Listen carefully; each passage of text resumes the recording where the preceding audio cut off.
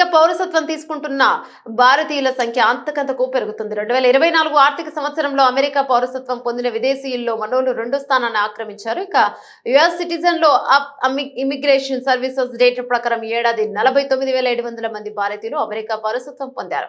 తద్వారా కొత్తగా పౌరసత్వం పొందిన వారిలో 6.1% వాటా భారతీయులది కావడం గమనార్హం. అత్యధికంగా మెక్సికో 13.1%తో వాటాతో అగ్రస్థానంలో ఉంది. మనోళ్లు 2వ స్థానంలో ఉన్నారు. ఇక మన తర్వాత ఫిలిప్పీన్స్ లో డొమినికన్ రిపబ్లికన్ వియత్నాం ఉన్నాయి. ఈ ఏడాది పౌరసత్వం పొందిన వివిధ విదేశీయుల్లో ఈ 5 వాటానే 33% కావడం గమనార్హం. కాగా 2024 ఆర్థిక సంవత్సరంలో అమెరికా పౌరసత్వం పొందిన భారతీయులు 70% మంది అక్కడి 10 రాష్ట్రాల్లోనే ఉన్నట్లు యుఎస్ సిటిజన్ లో అండ్ ఇమిగ్రేషన్ సర్వీసెస్ లెక్కలు చెబుతున్నాయి. California, Florida, New York, Texas, New Jersey, Illinois, Virginia, Georgia, ఇక మసాచుసెట్స్, వాషింగ్టన్, ఇక ఈ 10 రాష్ట్రాల్లోనే మనోళ్లు 70% ఉన్నారు. అమెరికా పౌరసత్వం పొందిన భారతీయులు చాలా మంది కుటుంబ ప్రయోజిత ఉపాధి ఆధారిత కేటగిరీలకు చెందిన వారు ఉన్నారు. వీరితో పాటు శరణార్థులుగా డైవర్సిటీ ఇమిగ్రెంట్ వీసా ప్రోగ్రామ్ ద్వారా అక్కడికి వెళ్లిన వారు ఉన్నట్టు డేటా చెబుతోంది.